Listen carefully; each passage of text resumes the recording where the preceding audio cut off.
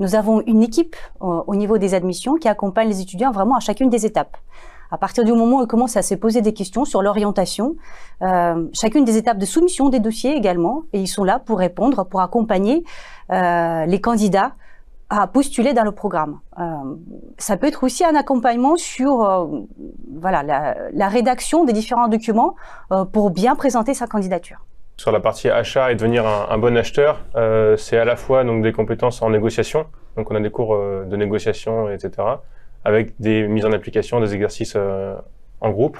Et on a aussi donc, toute la théorie sur les achats, donc savoir comment rédiger un contrat, savoir les contraintes juridiques associées, et pouvoir négocier tous les paramètres qui sont à la fois le coût, on pense tout d'abord au coût, mais c'est aussi les délais de paiement, etc. Tous ces paramètres autour des achats qu'on ne connaît pas quand on est hors des achats, mais qui sont importants pour une entreprise et qui font la différence. Dans chaque cours, en fait, il y a l'intégration de cette notion responsable, que ce soit au niveau des achats ou que ce soit au niveau de la supply.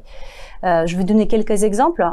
Au niveau de la supply, par exemple, justement, à travers l'animation qui était faite par l'ancien diplômé, on a abordé les notions qui s'appellent Eco-to Design to Cost.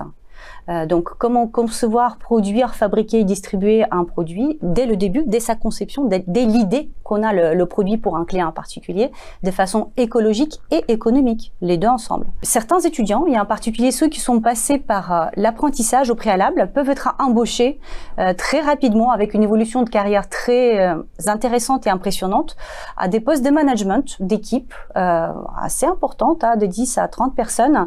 Donc, les évolutions de carrière peuvent être très intéressantes et très rapide. C'est pour ça que je pense que l'EMS peut être un vrai accélérateur en fait par rapport à cette démarche-là pour les jeunes qui cherchent des responsabilités managériales.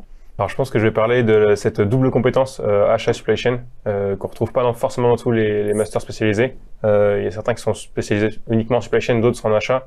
Et nous, c'est vraiment cette richesse, c'est de l'avoir la double compétence supply chain et achat à proportion équivalente.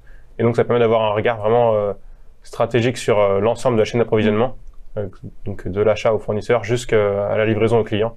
Et je pense que c'est cette vision qui est importante.